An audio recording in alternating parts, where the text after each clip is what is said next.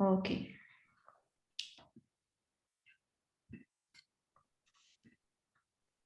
Maybe do you have some questions about the presentation of this morning? Or if not, we can directly move to the second part. Okay.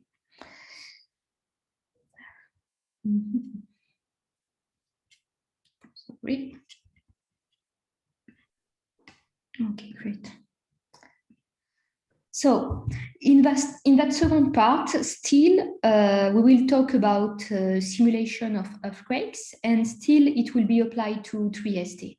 But this time, we will not use recordings of earthquake, but we rebuilt all the model with a computer. So this is a purely numerical method. And we will use a method based on a spectral element. So I will explain. Sorry. So now we will generate simulation by combining the same source, but now we will generate numerical green functions. To do so, we will use a spectral element method, and more specifically, here we will use a SpecFEM 3D Cartesian software. This one, you can find it on internet. We will see, because one of the tutorial of next week will be based on SpecFEM 2D, so you will use it. But here, this is 3D, it's a little bit more complex. And it allows to simulate seismic wave propagation into 3D model. So in the first step, we will generate the numerical green function into a regional 3D model. The spectral element method is used. So this is not a new numerical technique. It's already exists in several domain of science in physics. And it was introduced more than 20 years ago in computational fluid dynamics. But since some decades, it has been applied to seismology and to simulate seismic wave propagation. So here are some details about the method, but just to tell that in a more simple way, that you take your geological medium and you will cut it into several pieces. So in fact, when this is 3D, you use here hexahedral volume elements.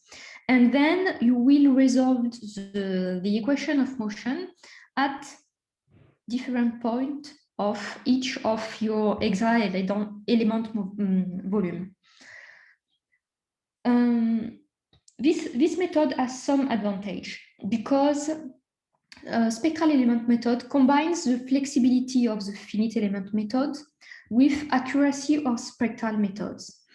And the most important is due to the geometrical flexibility of spectral element method, because we are using hexahedral volume element. The mesh can be easily adapted to different topography and shapes that you want to model in 3D. And this is particularly important in our case if you want to simulate, for example, topographic effect, and also when you want to add some layers containing, for example, sedimentary basin. So with this kind of element, you can do that. Also, the method accurately represents the propagation both of body waves and surface waves. And also, this method is great for an application to a parallel implementation on large computers. That could be useful because you will see you will need to launch interparallel and use high performance computing to make this kind of simulation. So here, we will use SpecFEM 3D Cartesian software. So here, this is an image of the manual. You can find it on internet. You can find it on this website and is widely used by the seismological community. So this is quite great because they have developed a manual which is really well explained, and you can start from nothing and build your model and make your own simulation. So this is a great thing.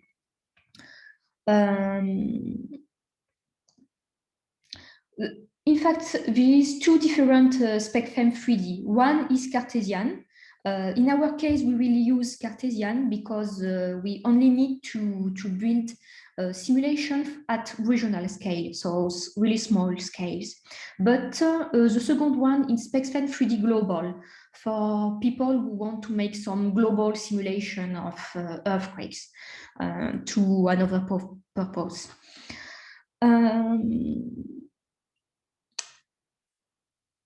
So what else?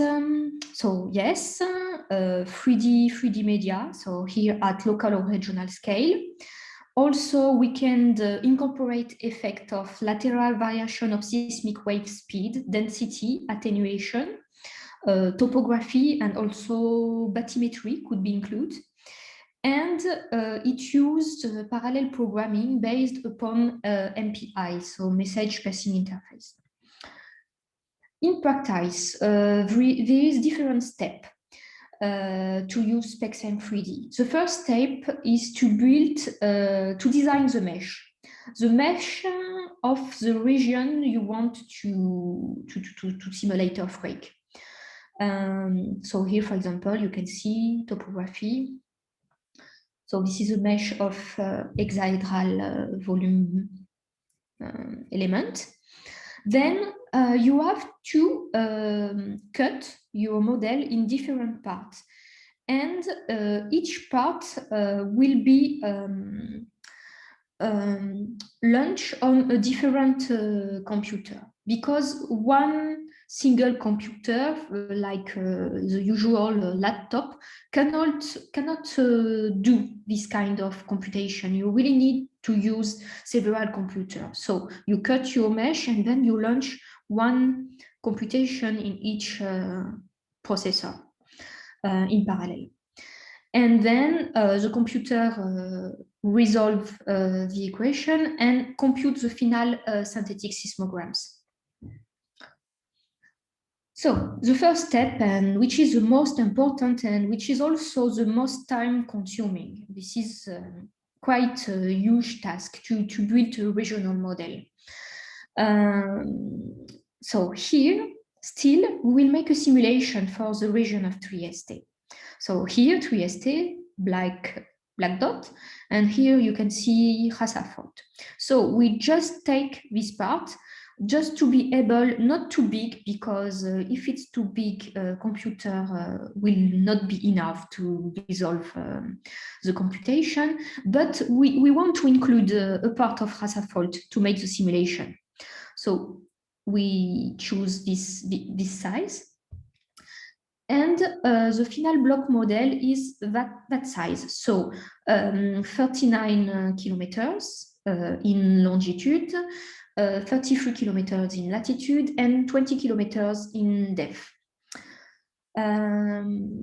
And also we add topography at the top of the model with a really good resolution, because here resolution for topography is only 90 meters.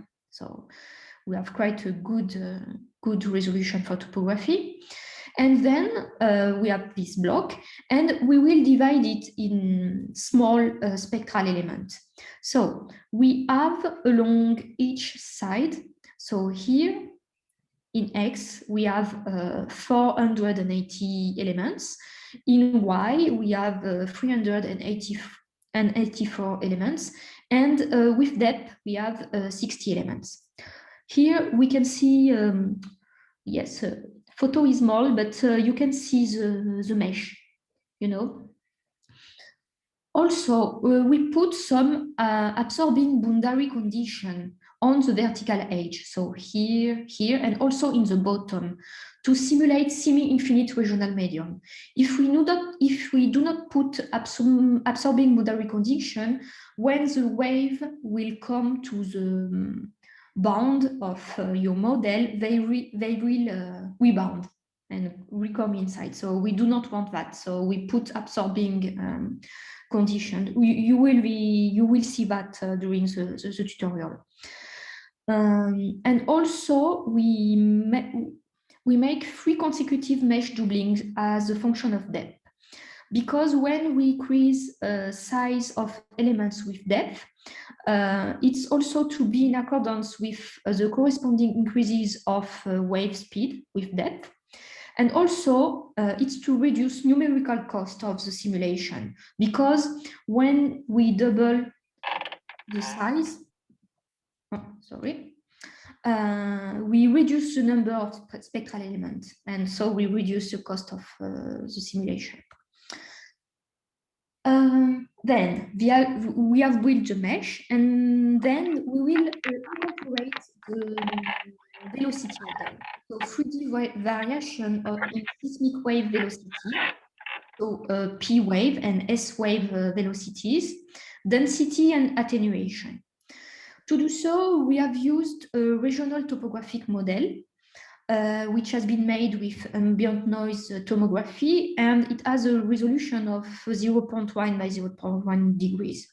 So in fact, this model is really large. Our 3D model is small, just inside. But we have regional 3D velocity model. Here, example for shear wave velocity. Yes? Yeah, Tarek, please, could you please mute your mic? Yeah, yes, we have some noise and okay, thank you. So yes, here's the 3D velocity model, and you can see some cut inside here from this vertical cross section, and here we can see more, you know.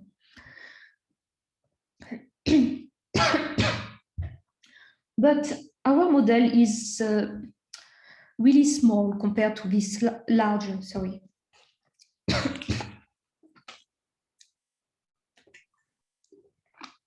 Excuse me, I have a question. So, sorry. So we want to simulate some details. I have a question. Sorry. Sorry, yes? Yeah. Before we selected the site, the sites where the fault is, initially we saw 2 faults, and we selected the area, and we selected portion of the fault. But the previous slide that you projected before this one, I think all the fault was selected. We will see later. I will show you again the map with the different faults, and I will explain why we choose only this one. Okay. Okay. If later we will come back to that question. This is important. Thank you. So we build the mesh, and in fact, in this study, the scope is not exactly the same as the previous application. In the previous application that I showed you this morning, it was really regional scale. But here, the idea is to have some estimation, and specifically for the city of Trieste. And in the city of Trieste, from the geological map, we know that there is part of the city which is built on soft sediments. And this part of the city are prone to side effects. So in order to have a correct simulation of side effect for Trieste, we have to incorporate the most detail we can about geological and information for the city. So here we have the geological map of Trieste. So maybe you can recognize. So Miramar is here. We are here at ICTP, and here city center of Trieste. Okay, so all the part which is yellow, and also here which is gray, is soft sediments, and all this part is prone to side effect.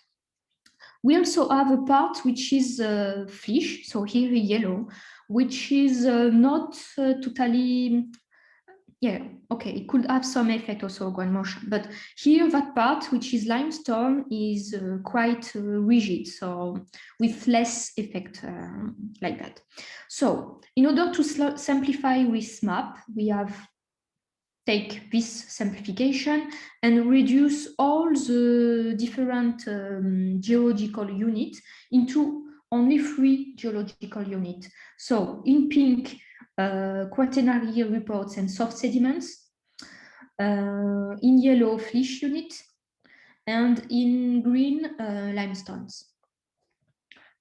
Then, as we want to know also the 3D geometry interface between sediments, flysch, and limestone, we can be helped by some cross-section inside the geological map.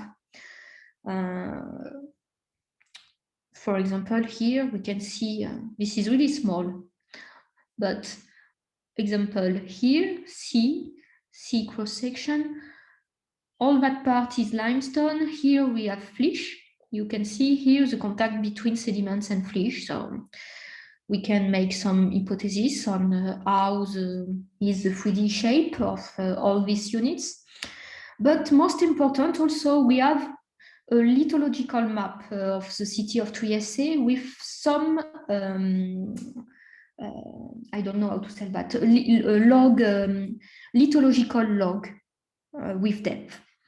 For different points. So in all that points here, which are in red, we have depth, thickness of the soft sediments. Okay, so here this is soft sediments, and we have 40 meters, and then we have flysch units. So for all that part, we can design we can guess the shape, the thickness of all this soft sediment part. Here, for example, we have made a cross-section between these 2 points, and we have this cross-section, flysch, and then the part where we have sediment filling. Also, to build the model, so we have built in 3D model of sediments for the city of Trieste, and then we have to attribute some value for density here for each of the 3 units, and also for P wave and S wave velocities. So we took these values from different bibliographic reference, and these are typical values for this kind of geological units. Okay, so here the map. So you ask me,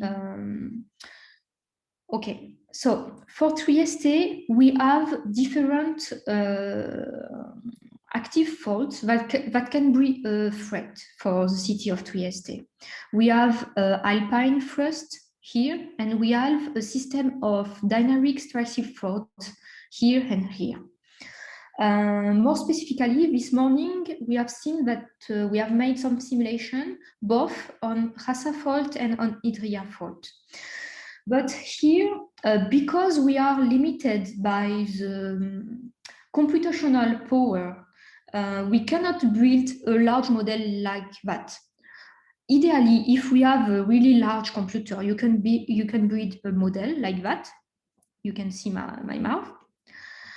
But it would be really huge for a computer to resolve it. So we have to take really a small part. So if we take a small part like that, we can only include a small part of the fault. But in fact, this is enough because at the beginning of the presentation, I told you that one of approach is a deterministic approach of seismic hazard assessment. And most of the time, we want to take the worst case scenario. The worst case scenario, in fact, here for Trieste, would be an earthquake here on Rasa Fault, because this is the closest fault of the city. And this fault is long enough to have the seismic potential to generate up to magnitude 7 earthquake. Okay? That's why here we only built this small model. And this is, I think, is enough to have an idea that would be the consequences in terms of ground motion of worst case scenario for the city. So I hope I have made some clues to your question. Yes, please. Thank you. Okay. So the second step. So we have built the 3D model inside the spectral element with the spectral element method. And then we will again talk about the source and compute the slip distribution of the fault plane. So here, again, we take Rasa Fault, and the target earthquake would be 6.1, magnitude 6.5, sorry. We will not take the worst case scenario, which would be magnitude 7 earthquake, because this is really huge. And for a magnitude 7 earthquake, which could be possible, in fact, but here we need almost a length of fault which is 50 kilometers long, which is really huge for our model. Our model is only 30 long. So we decide to take something which is a good compromise. This is a realistic scenario, but you know, moderate in the thinking, and it will be enough to see which will be the consequences.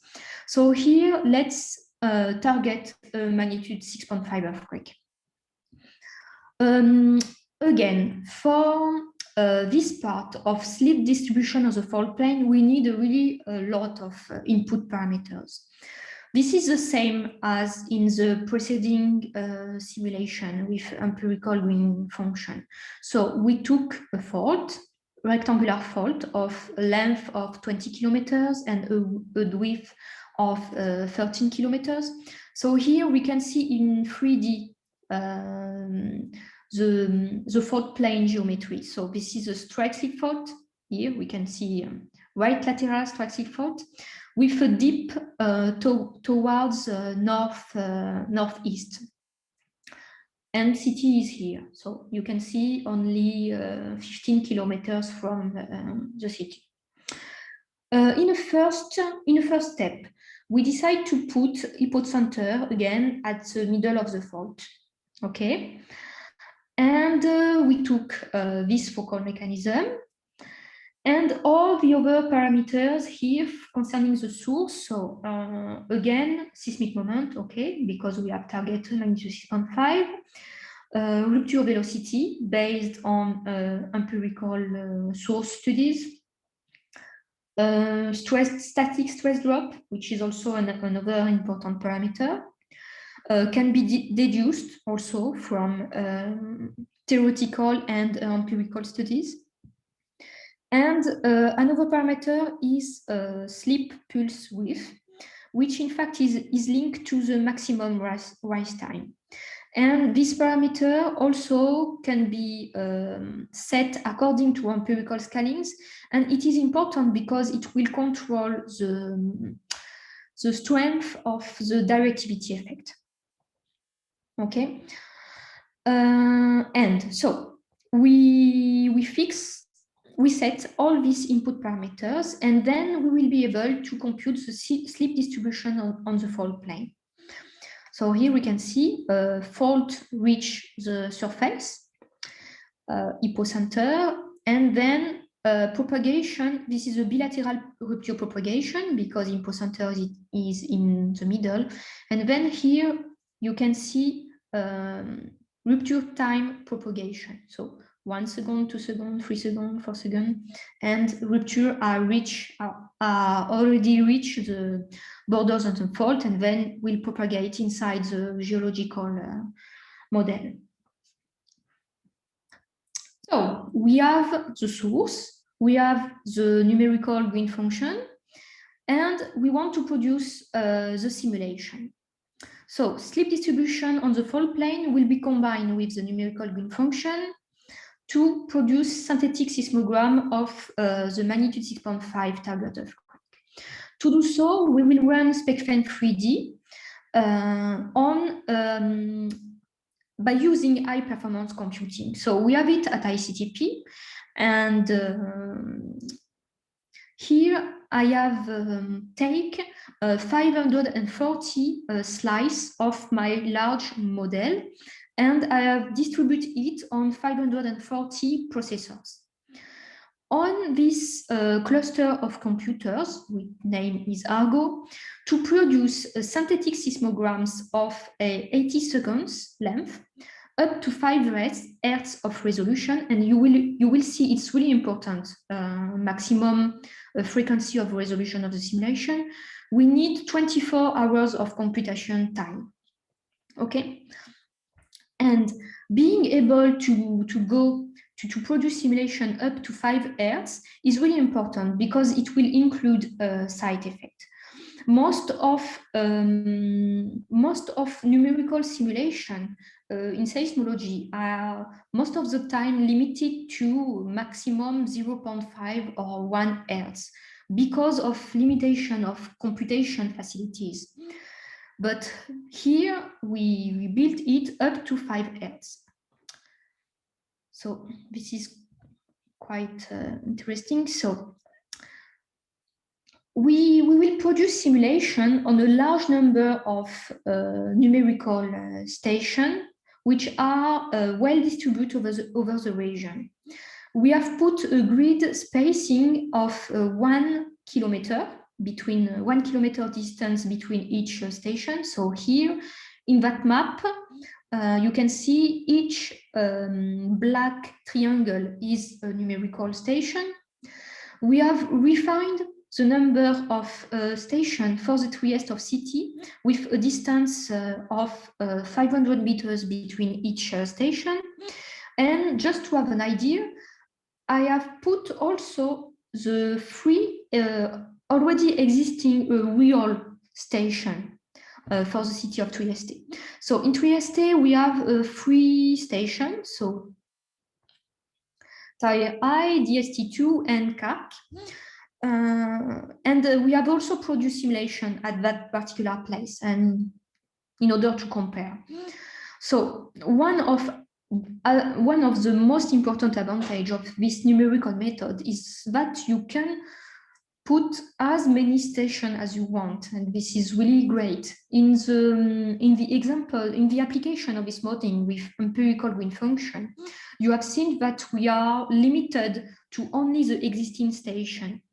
So in most of the region, you only have 10, maybe 20, if you are lucky, 20 stations in the region, but not more. Here we can do everything you want. You have seen I have put a lot. So now let's move to the results. So here, as you remember, we have a bilateral rupture propagation with this slip distribution of the fault plane, and we are simulating a strike slip earthquake. Trieste is here, fault is here, and reach the surface. And here I have put a rupture time propagation. So 0 seconds at epicenter, and then time is growing, but so in both parts. And with this kind of method, we can build a video and just take a look at the propagation of the velocity wave field. So I will launch it. So just so here, this is in velocity. You will see time of the simulation is indicated here. So this is real time. So fault is here, Trieste City is here. And we have three different components of motion.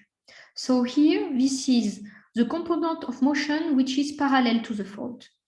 Here, component of motion which is perpendicular to the fault, and here, vertical motion. So, sorry, let me launch it, but oh, sorry, the video is not here. I do not understand why.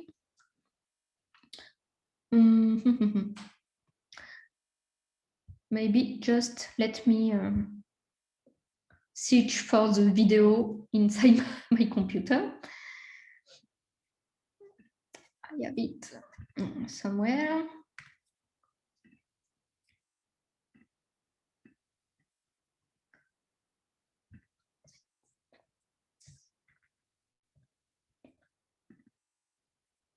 I hope the one of this one has.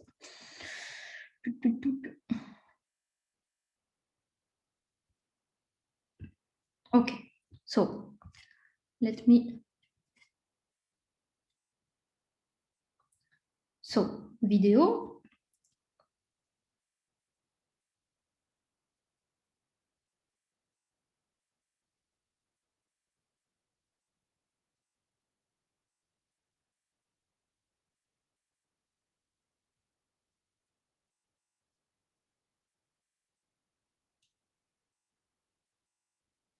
So I will launch it again just to.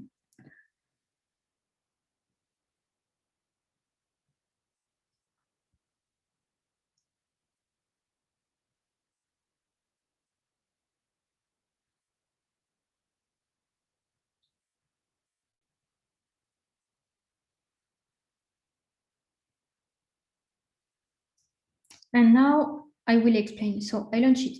So take care to time. You will see that in 4 seconds, rupture propagation has reached the end of the fault and then will propagate in the region.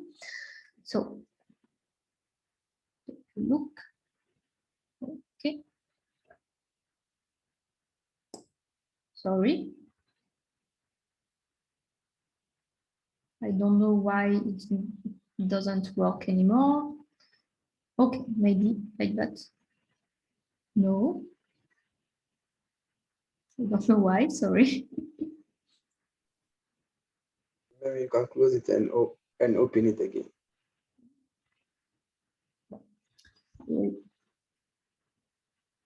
Like that. I don't know, my computer is just...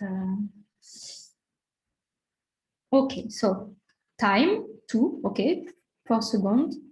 And then reach the city in approximately 6 seconds.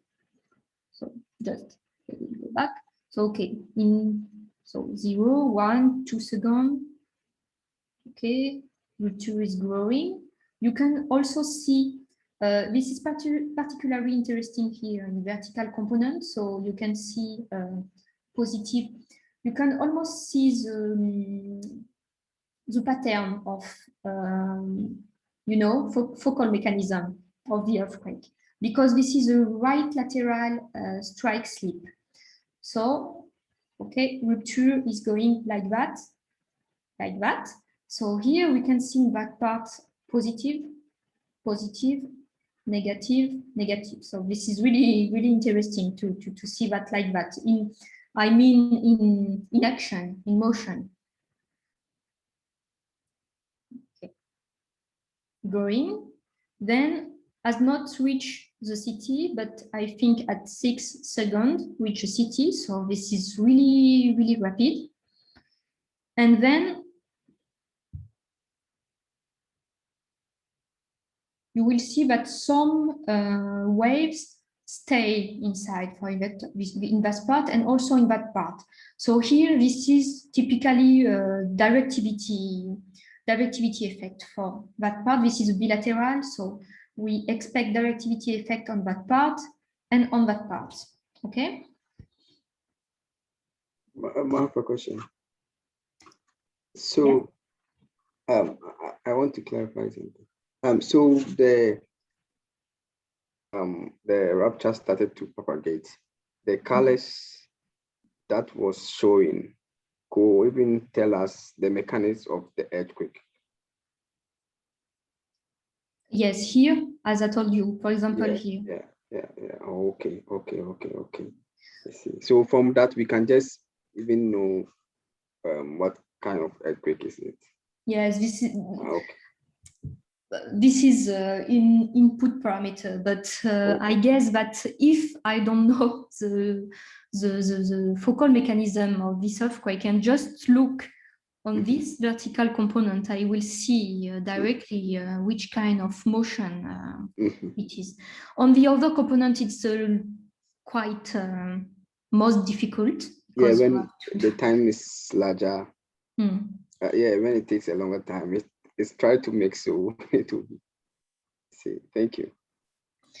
Okay, so here this is just a snapshot of the video to see how it evolves, and also keep in mind that this is not you have here. Keep in mind that you have also a slip distribution of the fault plane, so that could influence also how the wave act because of that. Okay, so let's move. So now we have for each of all the stations we have in our model, we have a synthetic seismograms, and from each synthetic seismogram we can get a peak ground velocity value, and then we can build this kind of map. So check map in PGV. Here we take a mean of horizontal components because this is how most of the time it is represented in a lot of seismic hazard studies. Here we can see, so this is PGV value. We can see the fault, and we can see that we have a really large value on that part and on that part. And also here we can take a look to Trieste because of some side effect inside the city. We have here some value that could be a little bit amplified compared, for example, to that part, which is at the same distance, but we do not obtain the same value. Here, this is the comparison. So just to explain, each point here is the peak ground velocity value for one station. So we have a lot of stations, so we have a lot of points. And behind, we can compare with the value obtained from GMPs, the ground motion prediction equation. Here, we use a GMP developed for Italy. And we can see that simulation are quite in good agreement with empirical studies. But one advantage of simulation is that we can obtain some interesting value, particularly in near field. So here, for example, this is considered as near field because we are just above the fault. And inside this empirical equation, behind this empirical equation, there is a database real seismograms. But in real configuration, in fact, they do not have a lot of data in near field.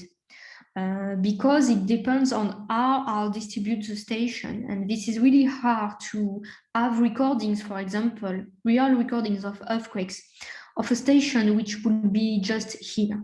But with simulation, we can have some. And that's why we have some really interesting results here. So first of all, we have something really interesting about directivity effect on that part and on that part. So just to help you with a color code, here I put source to site azimuth with different colors. So here north, and then you understand So north is here in the map. And we expect directivity effect here. So in southeast. So southeast will be somewhere here. So with some kind of green-blue. So this is this point here. We can see we have value really larger compared to the mean of empirical values. And we also expect, as we are in a bilateral rupture, we also expect large value on that part here, which is northwest. So here, northwest are purple, I can tell purple, yes. And this is this point. And this is really clear here when we put color on that graph. But we have directivity effect for stations located here and here. And also here, something interesting, we can see site effect for the city of Trieste. Here we have some points at the same distance from the fault, for example, this one, but with really smaller value. But here, because of site effect in the city, we obtain larger value. And this kind of behavior like that, site effect and directivity effect, cannot definitely be estimated by using empirical equation. I mean, not on that way with such details. To have an idea on the recordings, numerical recordings we have generated. So here I have extract results that we have obtained in velocity for two stations, both located in a directive configuration. So here we have two directive stations. So for that one, which is really close to the fault because it's just less than 2 kilometers from the fault, we obtain this kind of recordings. And for that one also, which is just 1 kilometer from the fault, we obtain that one. And you can observe here a really specific shape. This one, I mean this one, that peak and peak here. And the name of that, so this is a near field effect. And this name of height is pulse velocity or pulse-like near source ground motion. This is a really specific behavior due to source effect. And it produces really large value of ground motion. So you can easily imagine that if your house is built in that part, in that configuration, it will be really, really bad for you. Here, this is what theoretically we can expect from outside of numerical simulation. This is just a theoretical prediction that you can find on that publication. This is a probability of pulse velocity occurrence due to directivity effect for a Straxil fault. So for example, if I use the theoretical expression that we can find inside that publication, we expect to have pulse velocity like that on that part of the fault. And this is exactly what we obtain with the simulation. So this is a great result. We can see that we can reproduce that with this method of simulation. Then another aspect, as I told you, is site effect. So here I took a result that we obtained at two stations which is in fact the location of two existing stations. So this station is TRI at Grotta Gigante. Here do not undergo some site effect because this is in a stiff rock. So this is called a reference site. It means that we do not expect to have site effect at that place. And you can see these three stations are almost in the same distance range. And for that station, you can see you obtain really weak motion due to this earthquake. But for these two stations, this one is located in the city center of Trieste. I don't know if you know where is Palacio Carciotti, but this is near Canal. Maybe you can see where it is in city center. And in that one, just by comparing these two, you can see we obtain some side effect.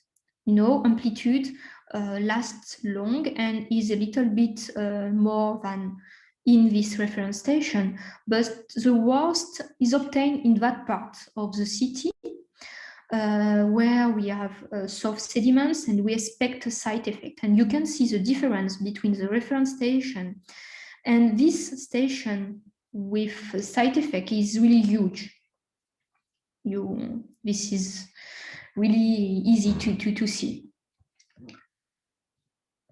Now, as we want to, in the case of Trieste, we do not have recordings of a large earthquake that occurred on that fault. So we do not have something to compare with the simulation.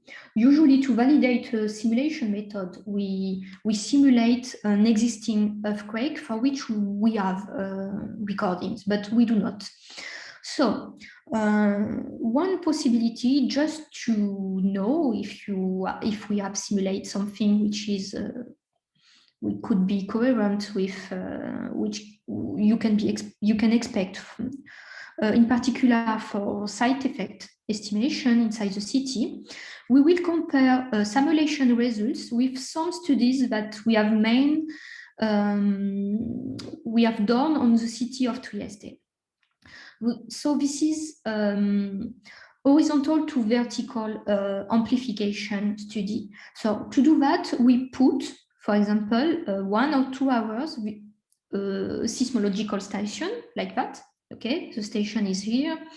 We put it, we just make a little hole, we put it inside, and we wait 1, 2 or more hours and record just the noise, the background noise. And then, so we have done that at 5 different points of the city. So here on that part, which is on Flich, here in that part, so car station at Palazzo Carciotti, the one I've shown you, this one. Okay. Also, we have done that here in Muggia. So here it was really near to that numerical station where we expect to have a side effect. And we also put 2 stations in a part where we do not expect side effects. So Grotta Gigante and also at the University of Trieste.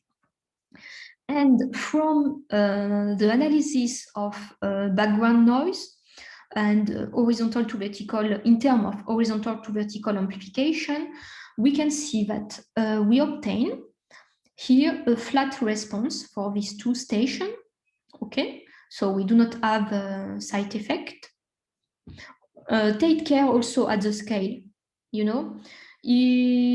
If you remember, I told you that my simulation are valid up to 5 Hz.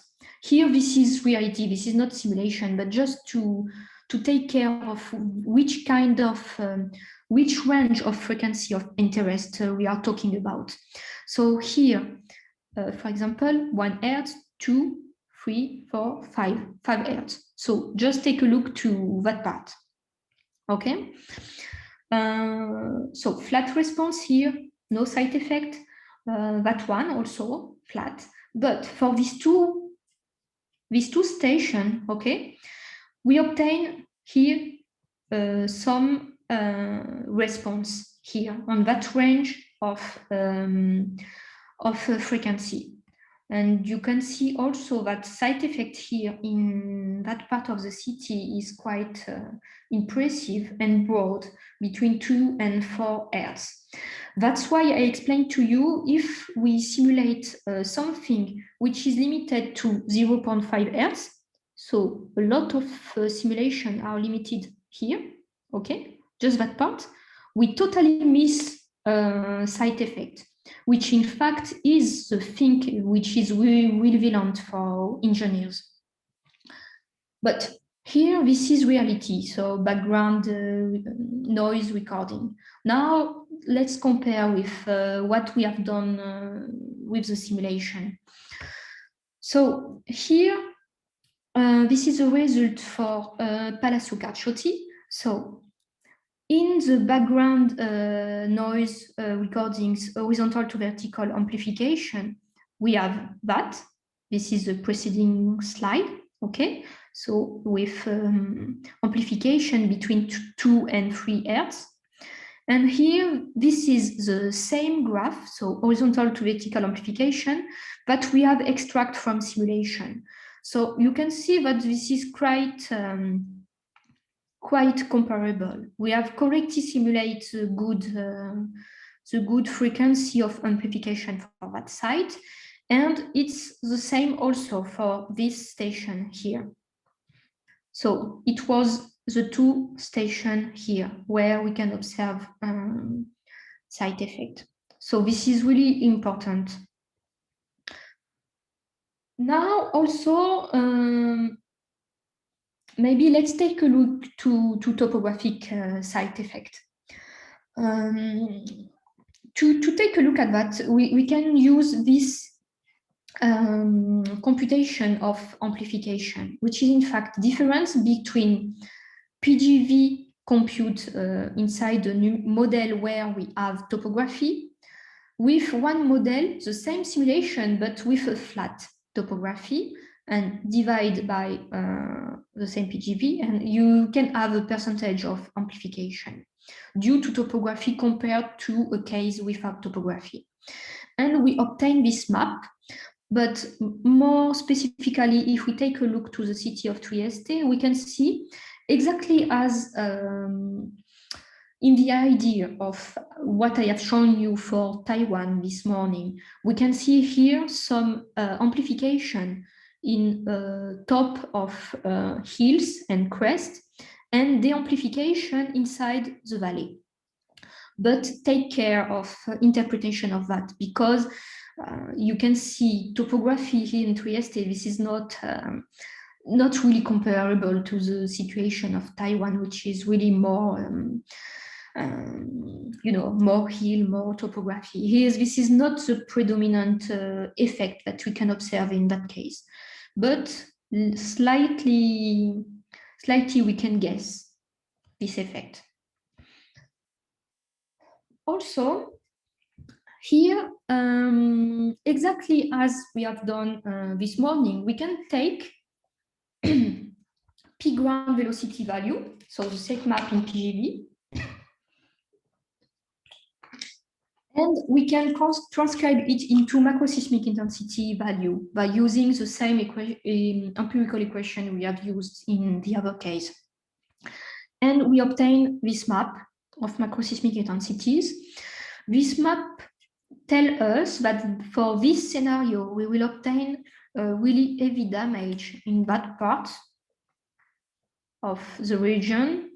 And here for the city of Trieste, we will obtain value of intensity between 7 and between 7 and 8, which means that we can expect moderate to some heavy damage for the building which are less badly built, I mean. Now, you can understand easily that in the part where I have set the input parameters, we have made a lot of choice. But if we want to seriously analyze what could be the hazard linked to specific scenario, we cannot limit our study to only one combination of parameters. We have to take into account different combination of input parameters concerning the source. And to do so, we will realize different earthquake scenario by considering different combinations. And we will do that with a logic tree approach. So to begin, we keep the same magnitude for our scenario, okay? Then in the case I have shown to you, in fact, this is that path, okay? This one, this one, this one, this one. So here we took hypocenter location at the middle of the fault, moderate directivity effect, which is linked to the value of rise time I have chosen. Then rupture velocity value, which is mean between two extreme values that we can find inside the empirical studies, when we have chosen only one slip distribution of the fault plane and produce synthetic seismogram corresponding to one scenario. But we can take a lot of different scenarios. By considering, for example, hypocenter location slightly different. For example, locate here or here, that will lead to, in fact, a unilateral rupture propagation, like that. So this is quite different scenario. Then for each, we can add some branch into this logic tree and consider a different value of maximum rise time corresponding to different strength of directivity effect, from weak to strong. And then for each, again, we will consider different rupture velocity values. And then in the final step, we will consider different slip distribution on the fault plane, which are randomly generated. Here we will consider 20 slip distribution, and we will produce different synthetic seismograms. So just to have an idea, I told you that we will take 20 random realization of slip distribution of the fault plane, okay, for each combination of parameter. And here, as they are randomly generated, you can see the results of the different slip distribution that we will consider. So with quite different position of maximum patch of slip, which in fact has sometimes can have a great impact on the distribution of maximum ground motion in near field. You can guess that if you have slip on the front plane, for example, like here on that example, here in surface, you will have larger value of ground motion, okay? Compared to that one, which do not exhibit a large patch of slip. So this is important to take into account all this random distribution of slip on the fault plane. And okay, so we take all these different combination of Ifpun parameters. So 3 by 3 by 3 by 20, we obtain 540 different combination of parameters. So 540 different earthquake scenario. And for each of these scenarios, we produce a synthetic seismogram for each station in the model and each component of motion. And so for each station, we have generated a database of 500 synthetic seismograms. And from each synthetic seismogram, we can extract a peak ground velocity value. Just a parenthesis here, just to show you the influence of position of hypocenter location. I told you we can take here 3 different configurations. This configuration here, hypocenter in the middle, hypocenter here, or hypocenter here. And here an example of the result.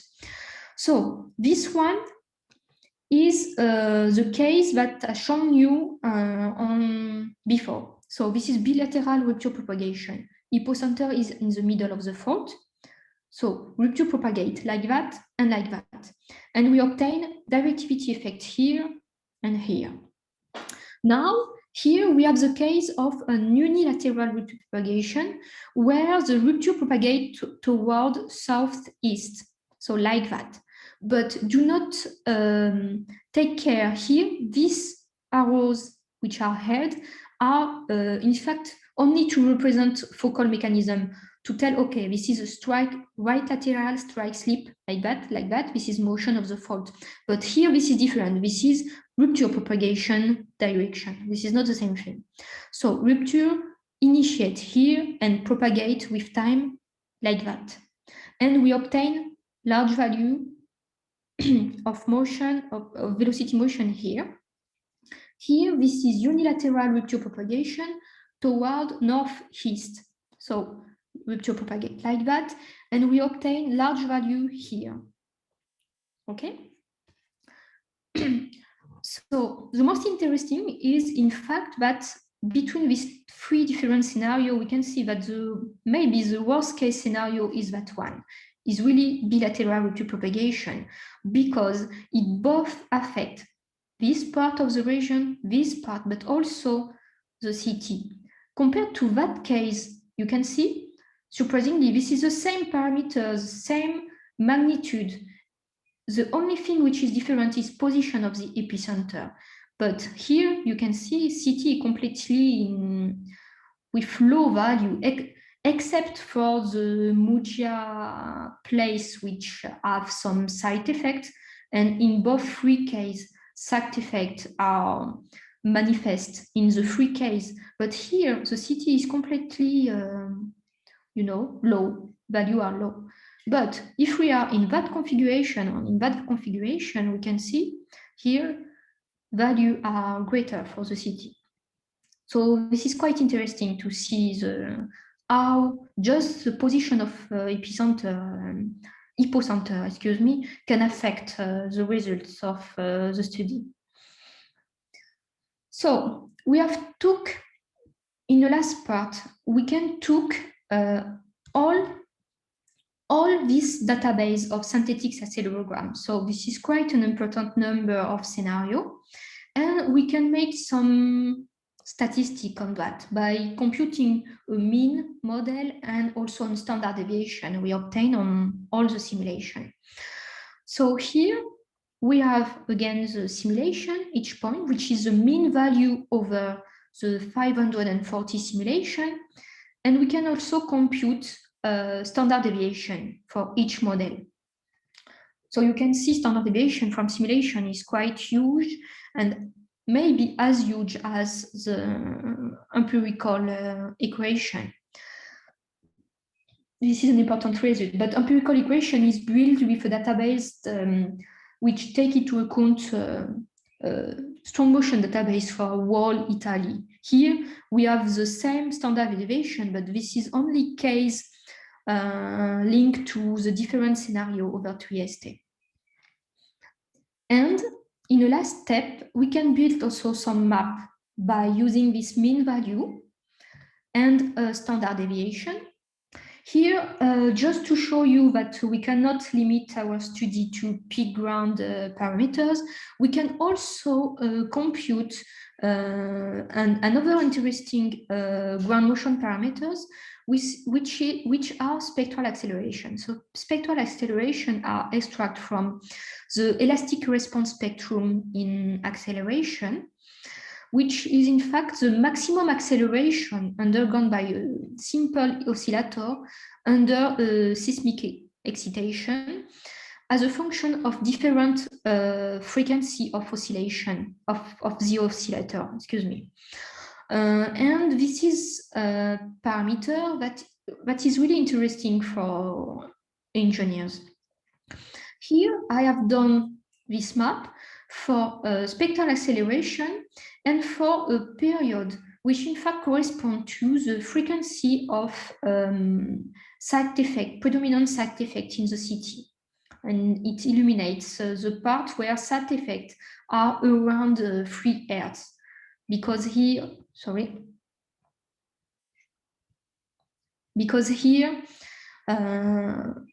we are at 0.3 seconds, which correspond to 3 Hertz, and we have seen before that here side effect on that part and on that part is around 2 and 4 Hertz. So here we have some amplification, and we can do that here. This is a mean model over all the 540 simulation, and here this is mean minus 1 standard deviation and mean plus 1 standard deviation.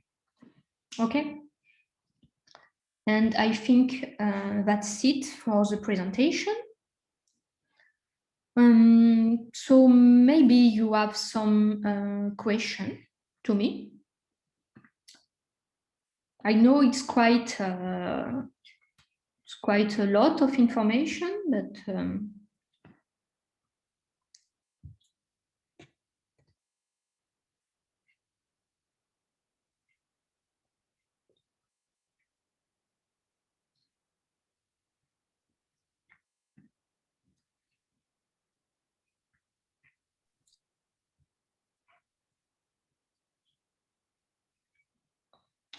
so you have seen the scope was not really exactly the same between the study of this morning and the study of this afternoon.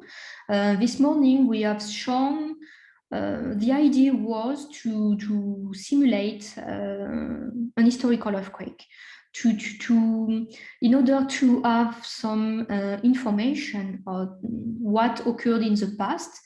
But it could be useful, but in the region where we have only small to moderate earthquakes, but we know that in the past we had large historical earthquake with dramatic consequences, we want to be prepared and know, okay, we have small to moderate earthquakes. What if we had a large earthquake, which looks like to one of historical event? This afternoon, it was different. We have made some hypothetical future scenario. So we take a look at the map of the fault. We choose one fault. We also choose which could be the magnitude that could be a realistic scenario. And we made some simulation and analyze the results. But both are important. Also, another important difference in the strategy. The first one, we use recording of a small earthquake, but definitely could not be applied everywhere, because most part of the world, yes, of course, we have historical earthquake that has destroyed cities, but we do not have networks of station, or sometimes we have network of station, but we do not have small to moderate earthquakes recorded with a good quality. You know, for example, this is the case in France. In France, for example, in a region like Pyrenees, which is a mountain range between France and Spain, we know that we have a large historical earthquake, maybe more than magnitude 6. And we have some strategic facilities like nuclear power plants and something like that. And we have a quite good network of station in that region, but definitely we do not have recordings of small to moderate earthquakes to be used in empirical green function approach. So it's a great, I think really this is a great approach, because all the information about side effect is already included inside the recording. So this is quite really interesting, but could not be applied everywhere. So this is a limitation. In the second method, okay, we do not need to have earthquakes, we do not need to have networks of stations, but the counterpart is you really need to have a really good computer or access to high performance computing, which is not the case for every institution, of course, or you have to pay for that. So it could be a financial issue. And the second part is that you need to have a good knowledge of geological or geophysical properties of your region. So you need to have some previous, maybe tomographic regional studies results, or maybe you need to have a result of some geophysical wells or something like that. Maybe sometimes when you have a geophysical prospecting for petroleum or some, I don't know what, you can extract some information and get idea or how the region is in terms of geophysics, but this is not the case everywhere. If you do not have this kind of information, of course, you can build a model more simple, you know, like homogeneous, maybe homogeneous medium, or maybe just layered, horizontal layered medium also with some, you can use some typical value for VP and VS velocities. Why not? It could be done if you are in the region. But yes, really one of limitation is really computational facilities, which is not accessible for everyone. So just to conclude, there is no ideal method to apply.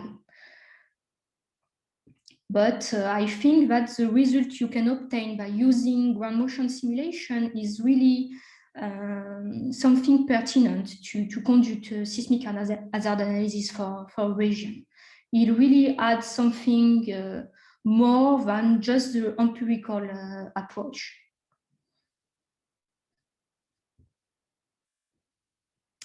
Okay, still do not have a question.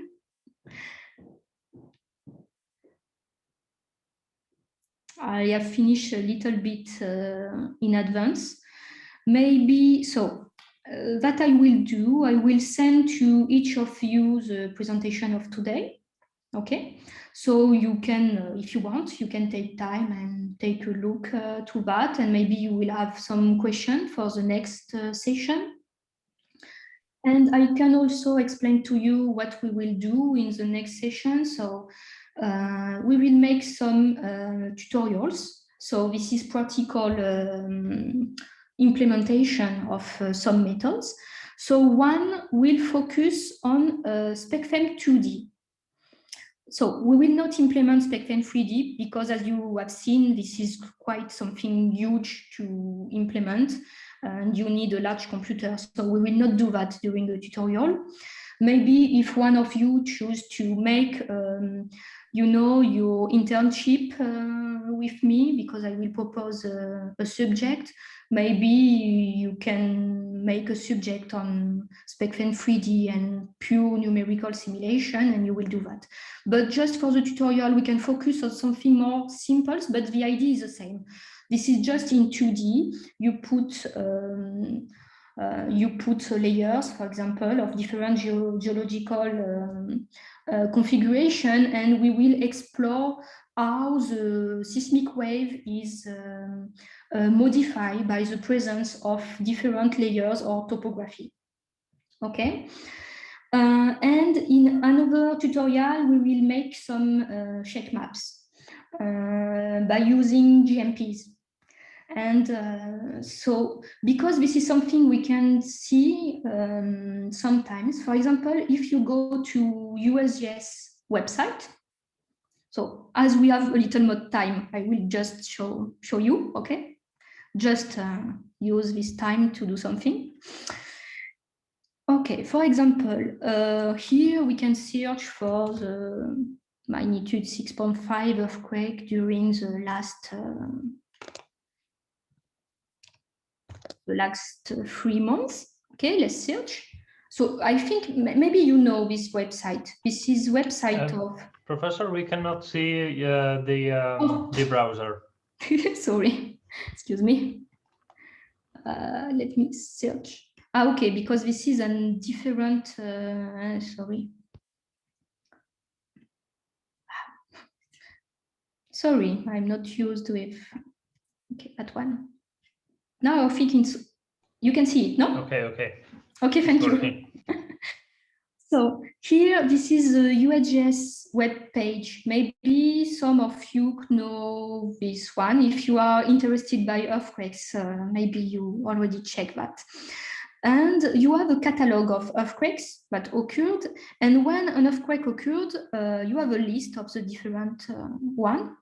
So just maybe we can check this one that occurred in Algeria. Okay, because I think a lot of people have felt this earthquake and it has some damage. So in terms of social impact, I think it could be an interesting example. And one thing, so it was a magnitude 6 earthquake, okay.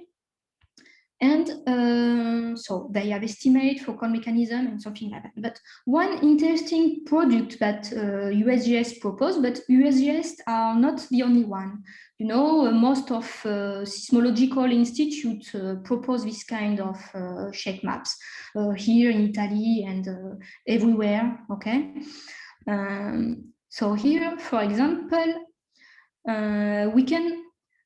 they use first, they have location, magnitude, and focal mechanism, and they use this information with GMPs to produce first a map of P-grand acceleration, like that. So, okay, here in P-center, and then compute value of P-grand acceleration.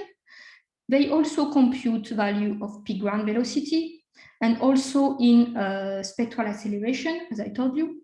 And then they use in a second step this equation that allow to transcribe a P-grand acceleration or P-grand velocity into macroseismic intensities, and they produce a shake map in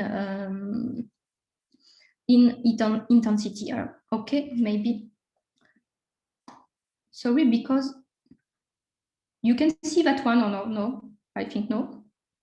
Sorry.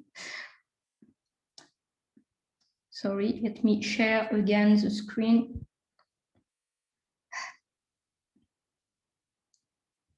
This is quite, okay, great. So this one, you can see this one. So this is typically the kind of map that we can produce. And so the name is shake map.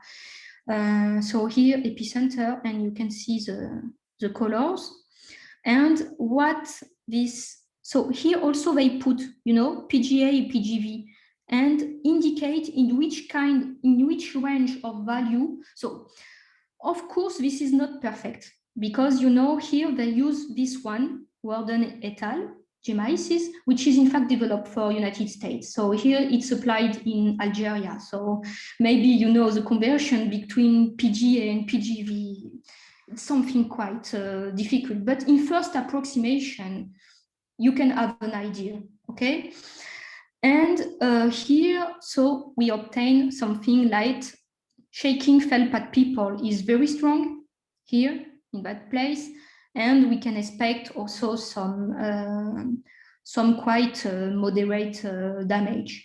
And I think, in fact, it was the case in reality. So this is not perfect, because this is the first approximation by using relationships developed for specific region, and not that specific region, but we have a first idea. So in one of tutorial, we will use a GMPs and an equation to convert PGA to intensity, and we will produce, we will have a small code that allow you to produce some automatic shake map. You just enter magnitude, focal mechanism, and location, and you obtain a shake map. Okay, I think it will be interesting. Just last thing, if I have not lost sorry, because I have lost. Just to finish, I'm really sorry, because I have some difficulties with sharing the screen, because when I open something new, it disappears.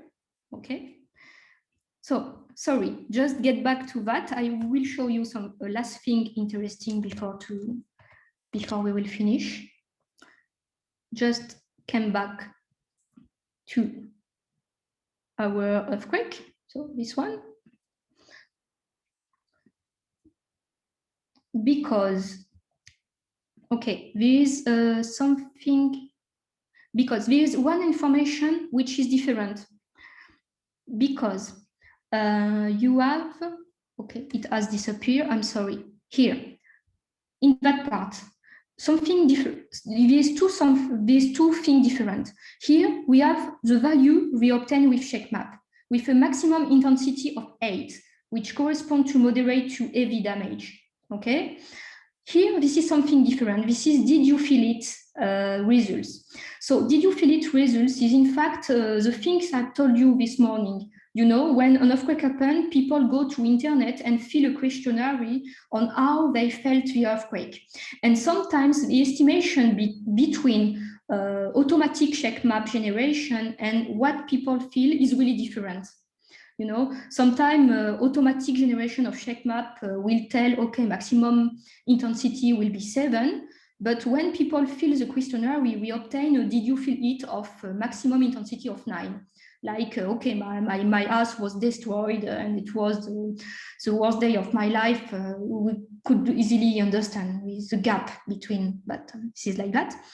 And on USGS, there is another thing which is really interesting, which name is Pager. Again, this is not only USGS do that. Some other institution also do that. But here we can show something interesting. So, well, they use intensity value and they superimpose the map of population density for the region. So you can see here population density is with a gray scale color. So here, Constantine with big city, with people, you can see. And then for each isoceist, they compute the amount of people that could be affected by a given intensity value. And then they give some probabilities, some estimation of probabilities of what could be the fatalities and also what could be the estimate economic losses, which is also another interesting parameter. Okay, and in this strategy, estimate fatalities and economic losses are scaled to the country. If the same earthquake occurred in Japan, you will obtain different results for the same magnitude and same focal mechanism, because this study is based on past earthquake. How past earthquake has produced fatalities, for example, and also is based on how the houses are built, how is the economic power of the country, and how it will be affected by an earthquake. So this is quite an interesting website. If you want to take a look, you can go, and we will go into details and practical implementation next week.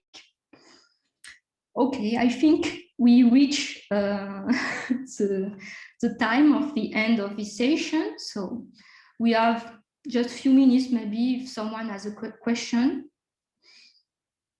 I don't think so. I think you need a break now.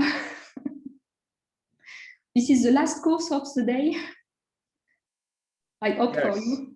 Okay. Yes.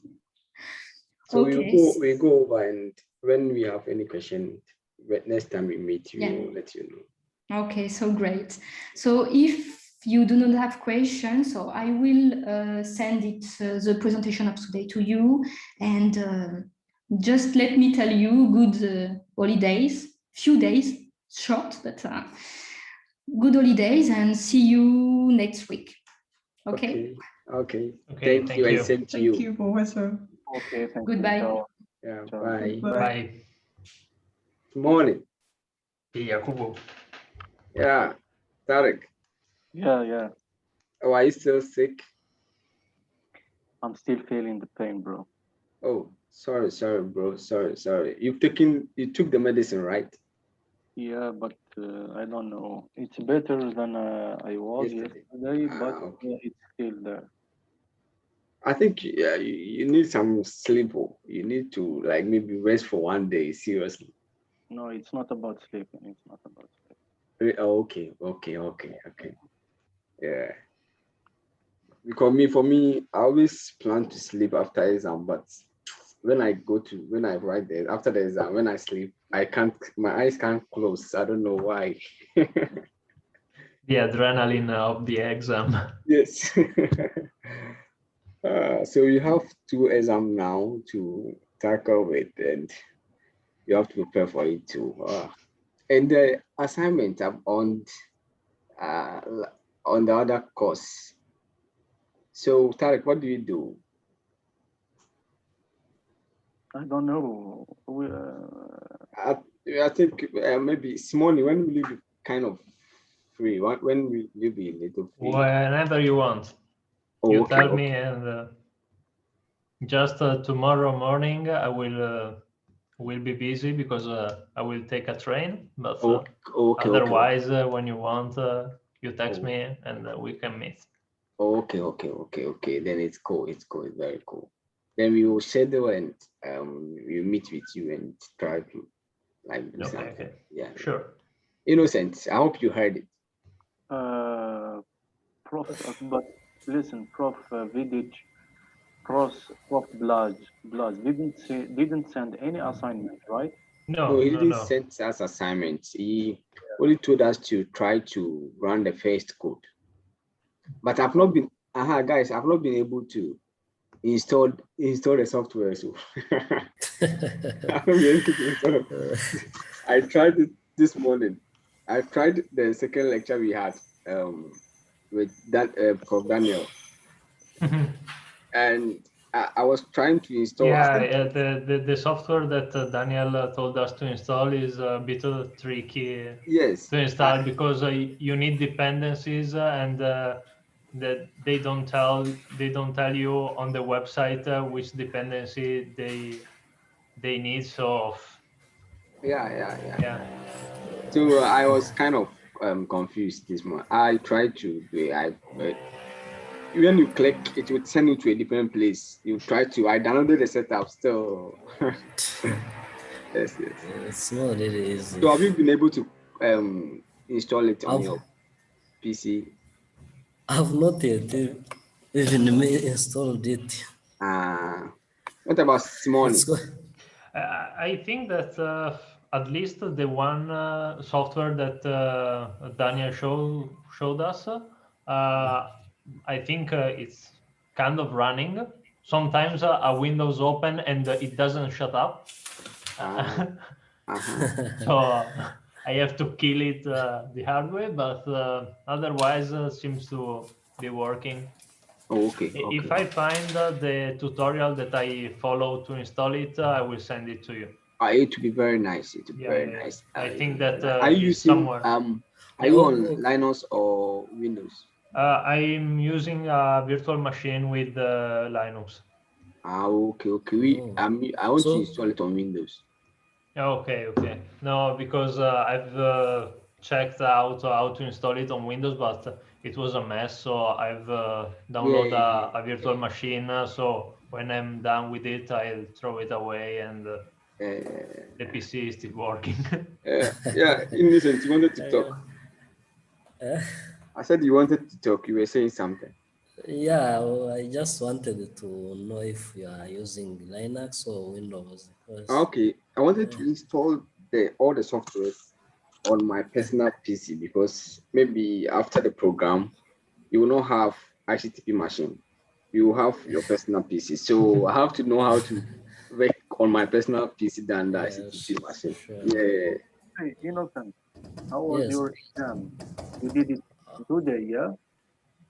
Yeah, I did it yesterday. You did it yesterday, I think. Yeah, yes, it was yesterday. Did you do it before us or we did before you people?